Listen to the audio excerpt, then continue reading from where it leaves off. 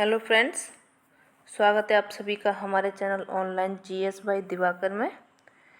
कैसे हैं आप सभी लोग? आशा है अच्छे होंगे। तो ये करंट अफेयर्स प्लस इन्वायरमेंट का जो सेशन चल रहा है हमारा, उसका ये पार्ट 3 रहेगा। पार्ट 1 एंड 2 हमारे channel online GS bye Diwakar पर जाके आपको मिल जाएंगे। इसकी अगर आपको पीडीएफ चाहिए तो आप पीडीएफ के लिए प्ले स्टोर से हमारा ऐप है ऑनलाइन जीएस बाय दिवाकर, इस नेम से आप डाउनलोड करके वहाँ से आप सभी पीडीएफ ले सकते हैं, उनको पढ़ सकते हैं। ये जो करंट अफेयर्स प्लस एनवायरनमेंट का सेशन है, इसे काफ़ी डिटेल में और बताया गया है। और इसको ये जो करंट अफेयर्स प्लस एनवायरनमेंट है वो आपके सभी परीक्षाओं के लिए, चाहे कोई भी परीक्षा हो, चाहे स्टेट लेवल की हो या अन्य परीक्षाएं हों, सभी में ये काम आएगा। काफ़ी महत्वपूर्ण सेशन है, इसको आप सभी लोग देखिएगा और अपने फ्रेंड्स तक भी इसको शेयर कीजिएगा। शुरू करते हैं हम आज का पहला क्वेश्चन। आंसर इसमें दिए गए हैं, आप भी पढ़ सकते हैं, इसमें हम भी पढ़ाएंगे, आप भी इसको पढ़ें। तो इससे आपको क्या है, छोटे छोटे से जो टॉपिक्स होते हैं या छोटे छोटे की पॉइंट होते हैं वो आपके इससे क्लियर भी होते जाएंगे। तो चलिए शुरू करते हैं। वन्यजीव अभ्यारण्य किसे कहते हैं? ठीक है, तो वन्यजीव अभ्यारण्य के बारे में इसमें दिया गया है। इसे राज्य सरकार द्वारा अधिसूचना के माध्यम से परिभाषित किया गया है। वन्यजीव अभ्यारण्य घोषित करने के लिए राज्य विधानसभा द्वारा कानून पारित करने की कोई आवश्यकता नहीं होती, यानी कोई कानून पारित नहीं करना पड़ता। राज्य विधायिका संकल्प के माध्यम से सीमा का निर्धारण और प्रत्यावर्तन कर सकती है, यानी कि बाउंड्री वो बना सकती है। राज्य वन्यजीव बोर्ड की मंजूरी के बिना वन्यजीव अभ्यारण्य की सीमाओं का कोई बदलाव नहीं किया जा सकता, यानी कि ये बोर्ड बनाया गया है राष्ट्रीय वन्यजीव बोर्ड। इसके बिना जो वन्यजीव अभ्यारण्य है इसकी सीमाओं में या इनकी जो बाउंड्री होती हैं उसमें कोई परिवर्तन नहीं कर सकते हैं। अभ्यारण्य में सीमित मानवीय गतिविधियों की अनुमति इसमें होती है, यानी कि इसमें मानवीय गतिविधियाँ इसमें आ सकते हैं, यानी कि ह्यूमन इसमें जा सकते हैं, घूम सकते हैं, ये इसमें सम्मिलित होता है। ठीक है, चलिए आगे देखते हैं। रामसर कन्वेंशन क्या है ये भी देखो। रामसर कन्वेंशन के तहत घोषित आर्द्र भूमियाँ क्या होती हैं? जो कि दलदली क्षेत्र होते हैं उन्हें आर्द्र भूमि कहते हैं। ये आर्द्र भूमि क्या होता है? रामसर कन्वेंशन के तहत अनुसूचित आर्द्र भूमि के स्थानीय लोगों को आर्द्र भूमि से बायोमास इकट्ठा करने से नहीं रोका जाता है, बल्कि वे स्थानीय लोगों को आर्द्र भूमि के संरक्षण में भागीदार बनाते हैं। ठीक है, ये उसका हो गया रामसर कन्वेंशन का। ये रामसर कहाँ पे है आपका? ये आपका ईरान में है, शहर है रामसर, वहाँ पे है। रामसर कन्वेंशन जो बनाया जाता है 2 फरवरी को अपने यहाँ बनाया जाता है। ठीक है, जो आर्द्र भूमियों की जर्जर स्थितियाँ होती हैं उनको रामसर कन्वेंशन में रखा जाता है। वर्ष 2023 में ऊर्जा का वैश्विक अभियान अर्थ आवर बनाया गया है। वो कब बनाया गया? 25 मार्च को यह बनाया गया था। कब बनाया गया? 25 मार्च को। क्या बनाया गया था? अर्थ आवर। ये मार्च माह के अंतिम शनिवार को मनाया जाता है। कब मनाया जाता है? अंतिम शनिवार को। तो ये पूछा जा सकता है कि मार्च के किस बार को बनाया जाता है या फिर कौन से अंतिम बार को यह बनाया जाता है।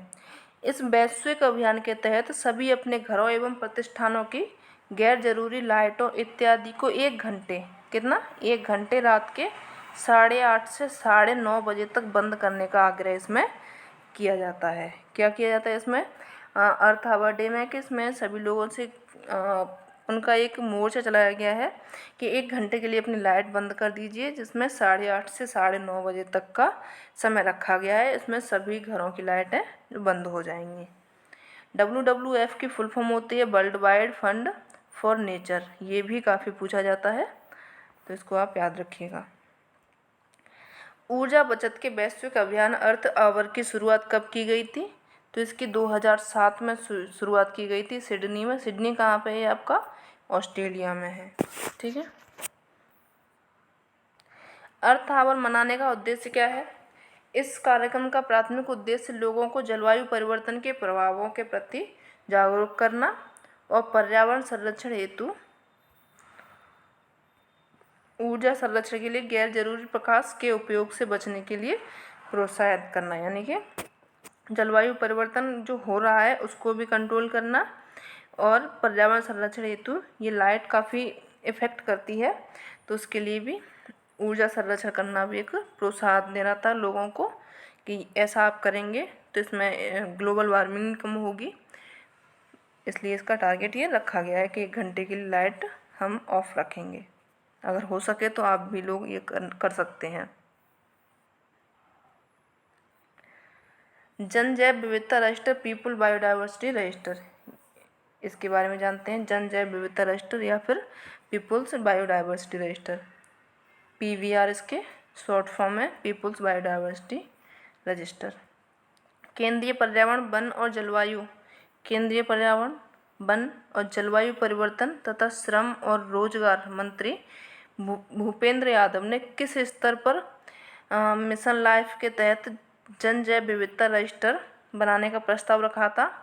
तो किस स्तर पर रखा गया है? तो ये प्रत्येक गांव के स्तर पर रखा गया है। ये आपसे ऑप्शन में पूछा जा सकता है, गांव के स्तर पर, कस्बे या फिर सिटी शहर में, या फिर ऐसे करके 4 ऑप्शन दिए जा सकते हैं किस स्तर पर रखा गया है। लाइफ के तहत मिशन क्या था इसका? लाइफ, तो गांव के स्तर पर इसको रखा गया है। 23 मई 2023 को पीपुल्स बायोडाइवर्सिटी रजिस्टर के अद्यतन और सत्यापन हेतु राष्ट्रीय अभियान शुरू किया गया था। कहाँ पे शुरू किया गया था? ये आपका गोवा में शुरू किया गया था। वर्तमान तक देश में कुल कितने पीपुल्स बायोडाइवर्सिटी रजिस्टर तैयार किए जा चुके हैं? तो इनकी संख्या हो गई आपकी 2,67,608। इतने रजिस्टर तैयार हो चुके हैं। पीपुल्स बायोडाइवर्सिटी रजिस्टर, इसके बारे में 1 मिनट। पीपुल्स बायोडाइवर्सिटी रजिस्टर PBR जैव विविधता के विभिन्न पहलुओं का एक व्यापक रिकॉर्ड के रूप में कार्य करता है, जिसमें आवासों का संरक्षण, भूमि संरक्षण, लोक किस्में और कृषि उप प्रजातियाँ, घरेलू पशुओं, नस्लें और सूक्ष्म जीव शामिल हैं। इसमें कौन कौन शामिल है? तो ये आप देख लीजिए, आवासों का संरक्षण हो गया, भूमि संरक्षण हो गया, लोक किस्में और कृषि हो गई, उनकी उप प्रजातियाँ हो गई कृषि की, घरेलू पशु आ गए, इसमें उनकी नस्लें आ गई, किस किस नस्ल के पशु हैं, और सूक्ष्म जीव आ गए। ये इसमें पीपुल्स बायोडाइवर्सिटी रजिस्टर में शामिल हैं। ठीक है। जैव विविधता प्रबंधन समितियाँ, बायोडाइवर्सिटी मैनेजमेंट कमेटी। जैव विविधता अधिनियम 2002 के तहत जैव विविधता के संरक्षण, टिकाऊ उपयोग और प्रलेखन को बढ़ावा देने के लिए ये बनाई गई है। किसके लिए? जैव विविधता 2002, किसके? 2002 के तहत जैव विविधता के संरक्षण को टिकाऊ उपयोग और प्रलेखन को बढ़ावा देने के लिए इसको बनाया गया है, BMC को। राज्यों और केंद्र शासित प्रदेशों में BMC यानी कि जैव विविधता प्रबंधन समितियाँ का गठन करते हैं स्थानीय निकाय, जिन्हें स्थानीय समुदायों के परामर्श से पीपुल्स बायोडाइवर्सिटी रजिस्टर तैयार करने का काम सौंपा गया है। ये इसका गठन करते हैं, स्थानीय निकाय जैव विविधता प्रबंधन समितियों का गठन करते हैं।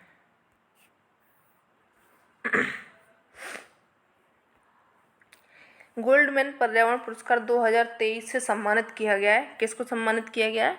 तो ब्राज़ील के अमेजन में से एक हैं मुडुरुकु, जो स्वदेशी महिला एलेसेंड्रा कोरोप और 5 अन्य व्यक्तियों को इसमें सम्मानित किया गया है। ब्राज़ील के अमेजन में एक मुडुरुकु स्वदेशी महिला का नाम क्या है? एलेसेंड्रा कोरेप, और 5 अन्य व्यक्ति भी हैं इसमें, उनको भी सम्मानित किया गया है गोल्डमैन पर्यावरण पुरस्कार। ठीक है। गोल्डमैन पर्यावरण पुरस्कार की स्थापना कब की गई थी? तो ये 1989 में की गई थी, अमेरिका में की गई थी। उसके परोपकारी रिचई और रोडा गोल्डमैन द्वारा। नाम क्या है इनका? रिचई और रोडा गोल्डमैन द्वारा इसकी शुरुआत की गई थी। ग्रीन नोबेल पुरस्कार के नाम से जाना जाता है, तो गोल्डमैन पर्यावरण पुरस्कार को ग्रीन नोबेल पुरस्कार के नाम से भी जाना जाता है। चलिए आगे देखते हैं।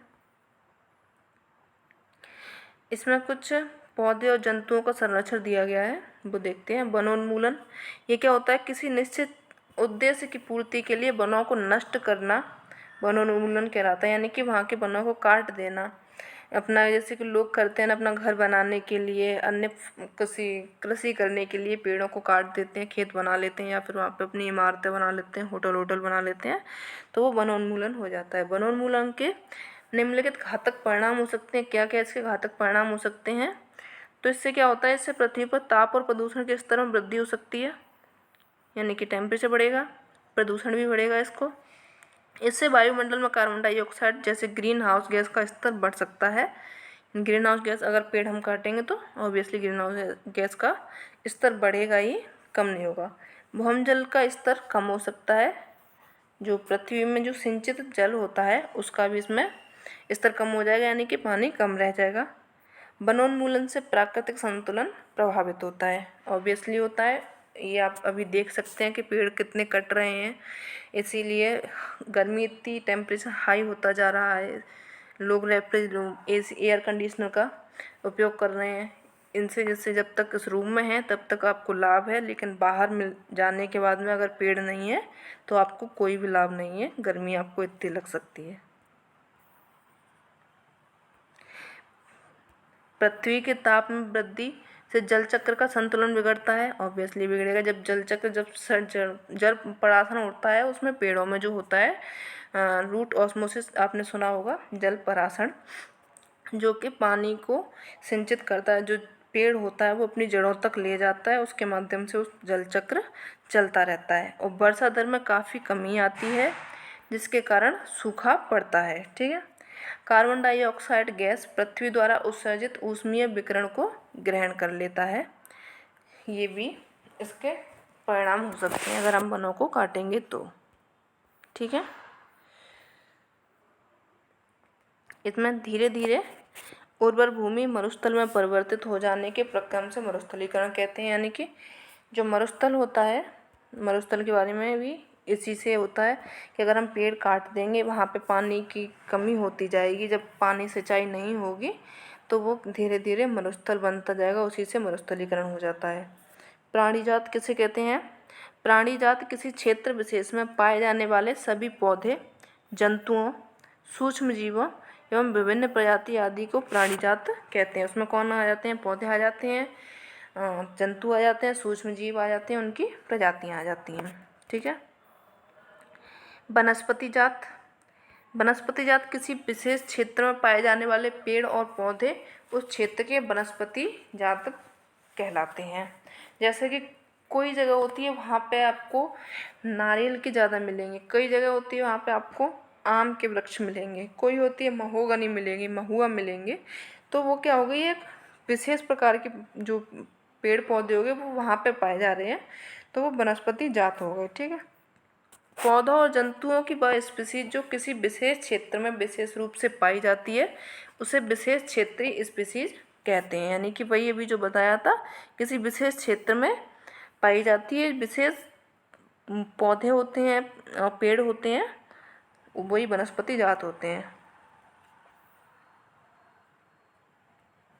यदि किसी जंतु का आवास बाधित हो तो उस जंतु का अस्तित्व ही खतरे में पड़ जाएगा और धीरे धीरे जीव की प्रजाति विलुप्त हो जाएगी। यानी कि ऐसा होता है कि कोई पेड़ पौधा मान लो या फिर कोई जानवर मान लो, उस जलवायु के अनुकूल, उसके वो जो जहाँ पे रह रहा है उसकी जलवायु, वहाँ की जलवायु उसके अनुकूल नहीं है, तो वो उसको क्या होगा, वो धीरे धीरे वो प्रजाति कम होती जाएगी और एक टाइम ऐसा आएगा कि वो पूरी तरह से ख़त्म हो जाएगी, विलुप्त हो जाएगी। ये ऐसा होता है अगर आवास उनका ठीक नहीं है तो। संरक्षित वन भी वन्य जंतुओं के लिए भी पूर्ण रूप से संरक्षित नहीं है, क्योंकि इनके आसपास के क्षेत्रों में रहने वाले लोग वनों का अतिक्रमण कर उन्हें नष्ट कर देते हैं। यानी कि जो संरक्षित वन है, यानी कि जिन्हें संरक्षित कर दिया गया है कि इनको नहीं काटा जाएगा, लेकिन फिर भी उनका दोहन हो रहा है, क्योंकि जो वहाँ पे आसपास के लोग रह रहे हैं वो भी उनकी कटाई कर रहे हैं। क्या करते हैं वो लोग कि कोई चूल्हा जलाना है, कुछ भी करना है तो उसकी लकड़ियाँ काट के रख लेते हैं, या फिर धीरे धीरे क्या जगह घेरना शुरू कर देते हैं। तो उससे क्या वनों का ये अतिक्रमण करते हैं या उनका दोहन करते हैं, तो इससे भी वनों को नष्ट कर रहे हैं या उनकी प्रजाति विलुप्त भी हो रही है। भारत का प्रथम अंतरिक्ष आरक्षित वन सतपुड़ा राष्ट्रीय उद्यान है। कौन सा पहला आरक्षित वन, ये आप याद रखना, पहला है जो सतपुड़ा राष्ट्रीय उद्यान है। सतपुड़ा आपका मध्य प्रदेश में पड़ता है, तो भारत का ये पहला आरक्षित वन है। प्रोजेक्ट टाइगर या बाघ परियोजना, इस परियोजना का उद्देश्य बाघों को संरक्षण प्रदान करना है। क्या होते हैं, जो बाघ हैं उनको यहाँ पर संरक्षण मिलता है और अपने देश में बाघों की उत्तरजीविता एवं संवर्धन करना है। यानी अपने जो देश है अपना भारत है उसमें बाघों को संरक्षित करना है, उनकी प्रजाति, उनकी जो संख्या है वो कम ना होने पाए, तो इसको वो संवर्धन यहाँ पे करता है। ये प्रोजेक्ट टाइगर या बाघ परियोजना हो गई। ठीक है, तो आज के सेशन में सिर्फ इतना ही। सेशन कैसा लगा आप ज़रूर बताएं, कमेंट करें, चैनल को लाइक करें, सब्सक्राइब करें। अच्छा लगा हो तो अपने फ्रेंड्स को भी ये वीडियो शेयर करें। पीडीएफ के लिए आप online GS bye Diwakar play store पर सर्च करेंगे, आपको मिल जाएगा, वहाँ से आप उसको डाउनलोड करें और पीडीएफ वहाँ से आप अन्य सभी सब्जेक्ट की पीडीएफ ले सकते हैं। जैसे कि आपका ज्योग्राफी हो गया, ज्योग्राफी आप सभी टॉपिक आपको मिल जाएंगे। क्लाइमेटोलॉजी डिलीट में मिल जाएगा आपको डिटेल में। जियोमॉर्फोलॉजी हो गया, वो भी आपको डिटेल में, सारे आपके टॉपिक डिटेल में मिल जाएंगे। पीडीएफ आपको वहाँ से ले सकते हैं। कोई भी तैयारी आप बहुत ही आराम से कर सकते हैं, आप एक बार डाउनलोड करें बस। चलिए मिलते हैं कल हम नेक्स्ट सेशन में। आज का सेशन कैसा लगा कमेंट में ज़रूर बताएं। धन्यवाद।